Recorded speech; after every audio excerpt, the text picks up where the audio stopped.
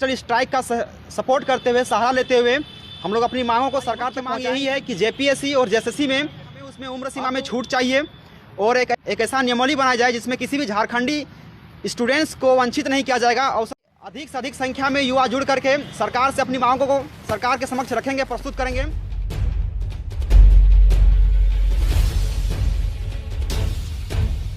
JSSC के द्वारा विगत 5 वर्षों से कोई भी एग्ज़ाम कंडक्ट नहीं कराई गई है और स्थिति ऐसी हो चुकी है अभी कि जो नियोजन नीति बनाया गया है वह कोर्ट में फंसा हुआ है। और ऐसी स्थिति में अगर सरकार की मानसिकता को अगर आप देखते हैं तो सरकार किसी भी तरह से रोज़गार के पक्ष में दिख नहीं रही है। और इसीलिए झारखंड के युवाओं ने एक निर्णय लिया है कि हम लोग डिजिटल स्ट्राइक का सपोर्ट करते हुए, सहारा लेते हुए हम लोग अपनी मांगों को सरकार तक पहुँचाएँगे।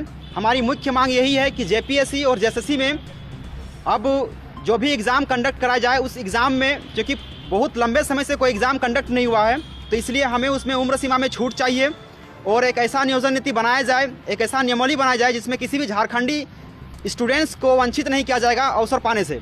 और साथ ही साथ जो भी एग्ज़ाम झारखंड में होगा, हर एक एग्ज़ाम में निष्पक्षता होना चाहिए, पारदर्शिता होना चाहिए और साथ ही साथ भ्रष्टाचार मुक्त परीक्षाओं को संपन्न कराने के लिए हम लोग ये डिजिटल स्ट्राइक कर रहे हैं। इस स्ट्राइक और इस कैंपेनिंग का एक ही उद्देश्य यही है कि अधिक से अधिक संख्या में युवा जुड़ करके सरकार से अपनी मांगों को सरकार के समक्ष रखेंगे, प्रस्तुत करेंगे। जो कि पिछले कई सालों से सरकार केवल आश्वस्त कर रही है। सरकार को डर लगता है कि महामहिम के पास उनका लिफाफा है, इसलिए वो डरती है और उनके डर से बहुत सारे काम करती है। लेकिन सरकार ये भूल जाती है कि हर चुनाव में युवाओं के पास भी एक लिफाफा होता है और उस लिफाफे का वो लोग समन्वय नहीं कर पाते हैं। और इसीलिए सरकार जब से आई है तब से लेकर के अभी तक से सरकार ने एक भी स्टैंड, एक भी काम, एक भी कोई भी ऐसा नियमावली या फिर कोई भी ऐसा नियम जो है झारखंड के बेरोजगार युवाओं के लिए नहीं किया गया है। आज आप देख सकते हैं हमारे पीछे जो युवाओं की फौज खड़ी हुई है, युवाओं का जो भीड़ पड़ा हुआ है।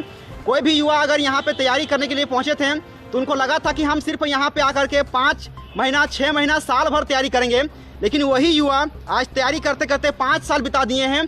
कोई भी एक बेरोजगार युवा जो घर में रह करके तैयारी कर रहा था, आज अगर वो शहर में आकर तैयारी कर रहा है तो जाहिर सी बात है कि उसके पास सीमित संसाधन है, पैसे नहीं है, अर्थ का अभाव है, उसके बाद भी वो किसी तरह से मैनेज कर रहा है।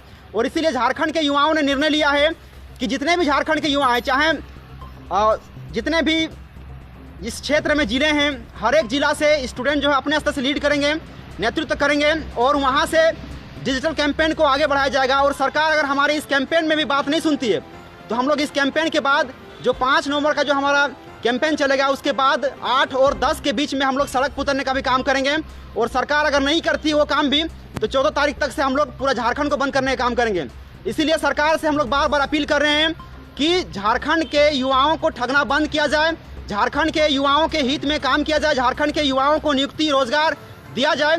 बहुत दुख होता है उस समय जब झारखंड सरकार जो मुख्यमंत्री हैं खुद अपने आप को युवा कहते हैं और हमें कहते हैं कि आप मुर्गी बेचो, पकौड़े तोलो। तो ये सब बहुत ही ज़्यादा शर्मनाक करने वाली बात सामने आती है। इसलिए युवाओं ने ठान लिया है कि इस बार डिजिटल स्ट्राइक के माध्यम से पूरे शहर को धुआं धुआं कर देंगे।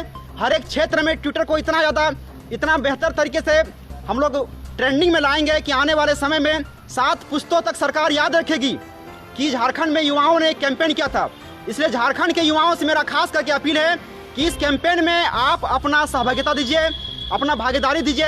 अगर आज आप अपने हक और अधिकार के लिए सामने नहीं आएंगे तो आने वाले समय में कोई भी सरकार आपकी बात नहीं सुनेगी। इस सरकार को अगर आप अपनी बात मनवाना है तो डिजिटल कैंपेन के माध्यम से सरकार को अपनी बात मनाएंगे।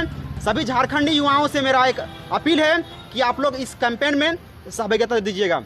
छात्र एकता जिंदाबाद, जिंदाबाद, जिंदाबाद। छात्र एकता जिंदाबाद, जिंदाबाद, जिंदाबाद। हमारी मांगे पूरी करो, पूरी करो, पूरी करो। हमारी मांगे पूरी करो, पूरी करो, पूरी करो। हेमंत सोरेन न्याय करो, न्याय करो, न्याय करो। हेमंत सोरेन न्याय करो, न्याय करो, न्याय करो।